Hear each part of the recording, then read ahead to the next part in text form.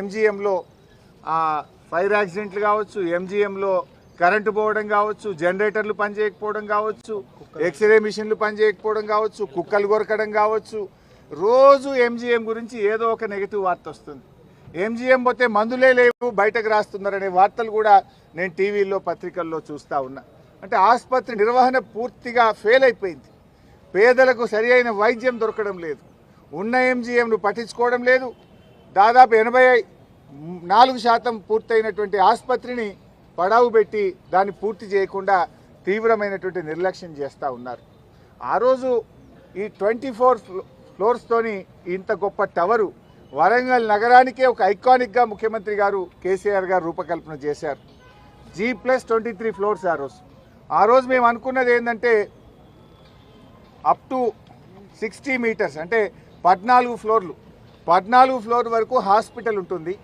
14 నుంచి 24 వరకు మిగతా 10 ఫ్లోర్లలో పీజీ స్టూడెంట్స్ అకామిడేషను, డాక్టర్ల అకామిడేషను, స్టాఫ్ నర్సుల అకామిడేషను, బ్లడ్ బ్యాంకు, ల్యాబ్స్, ప్రొఫెసర్లకు, సూపరింటెండెంట్లకు వాళ్ళ ఆఫీసు, ఇవన్నీ కూడా మిగతా 10 ఫ్లోర్లలో ఏర్పాటు చేశాం.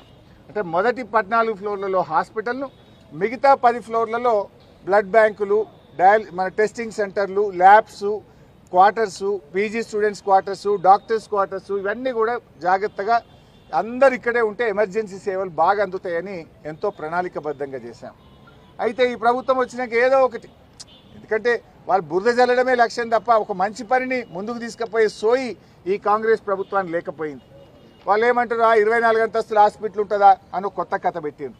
వాస్తవానికి మనం ప్లాన్ చేసింది G+13 వరకే హాస్పిటల్, పైనంతా కూడా ల్యాబ్స్, లైబ్రరీలు, స్టూడెంట్స్ హాస్టల్స్ అన్నీ కూడా అందులో ఏర్పాటు చేశాం. మరి జైపూర్లో మొన్నటిదాకా కాంగ్రెస్ గవర్నమెంటే ఉండే, అశోక్ గెహ్లాట్ అని కాంగ్రెస్ ముఖ్యమంత్రి ఉండే. జైపూర్లో 110 మీటర్ల ఎత్తున 24 అంతస్తులతో జైపూర్లో ఇదే కాంగ్రెస్ గవర్నమెంట్ అక్కడ హాస్పిటల్ కడతా ఉంది. ఇప్పుడు అక్కడ కూడా గవర్నమెంట్ మారింది, కానీ అక్కడ వచ్చిన BJP government as it is ఆసుపత్రిని పూర్తి చేస్తూ ఉంది. మన హాస్పిటల్ హైట్ ఏమో 91 మీటర్లు, ఇది 91 మీటర్స్. కానీ జైపూర్లో అశోక్ గెహ్లాట్ కాంగ్రెస్ ముఖ్యమంత్రి కట్టింది 110 మీటర్లతోని. మరి అక్కడ కూడా ఆసుపత్రి ఆయన ప్రారంభించిండు. అంటే అక్కడ కాంగ్రెస్ పార్టీ చేస్తే ఒప్పు, ఇక్కడ బీఆర్ఎస్ పార్టీ చేస్తే తప్పు. ఇది కాంగ్రెస్ నీతి. మీరు అనవసరంగా బేషిజాలకు పోయో ఎంతసేపు గత ప్రభుత్వం చేసిన దాన్ని ఆపాలనో, కోడిగుడ్డు మీద ఈకలు బీకినట్టు ఈకలు బీకాలనే ప్రయత్నం చేయడం మానండి. ప్రజలకు వైద్యం అందాలి, పేదలకు మేలు జరగాలి.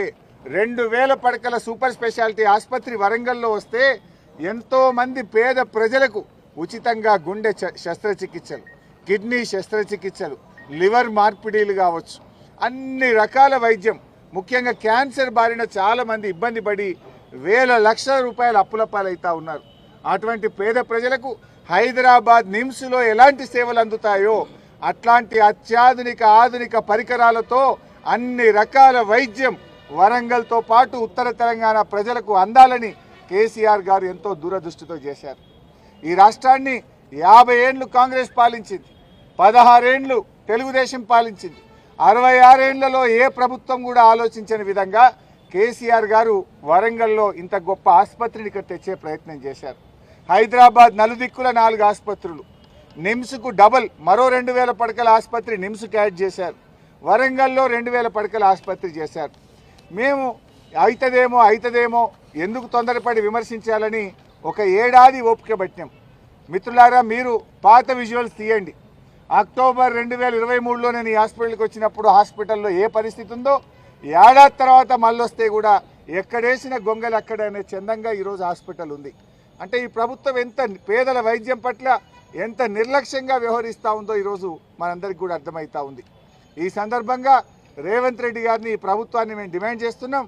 వెంటనే యుద్ధ ప్రాతిపదికన ఈ ఆసుపత్రిని పూర్తి చేయాలని, పేదలకు అందుబాటులోకి తేవాలని బీఆర్ఎస్ పార్టీ డిమాండ్ చేస్తుంది. లేదంటే రాబోయే రోజుల్లో ఇక్కడ మా బీఆర్ఎస్ పార్టీ ఆధ్వర్యంలో నిరవధిక దీక్షలు, ధర్నాలు చేపట్టవలసి వస్తుందని కూడా హెచ్చరిస్తూ ఉన్నాం. పేదల విషయంలో పార్టీలు కాదు కావాల్సింది, హృదయం కావాలి, మనసు కావాలి. పేదలకు సేవ చేయడానికి ఒక పార్టీ ఇంకో పార్టీతో పోటీ పడాలి తప్ప ఇంత మంచి దవాఖాన కేసీఆర్ కట్టిండు, కేసీఆర్ గారికి ఏడ పేరు వస్తుందో అని దవాఖాన అప్పుడు తెలివి తక్కువ పని, దద్దమ్మలు చేసే పని. తెలివికల్లోళ్ళు అయితే ఈ ఆసుపత్రిని పూర్తి చేసి ఇంకా ఇట్లాంటి ఇంకో 2 ఆసుపత్రులు కట్టాలి, కానీ ఈ పనులు ఆపడం అనేది తెలివి తక్కువ పని అవుతుంది. సో ఇప్పటికైనా బేసిజాలకు పోకుండా తక్షణమే ఈ ఆసుపత్రిని పూర్తి చేయాలి, పేదలకు అందుబాటులోకి తేవాలని మేము కాంగ్రెస్ ప్రభుత్వాన్ని డిమాండ్ చేస్తున్నాం.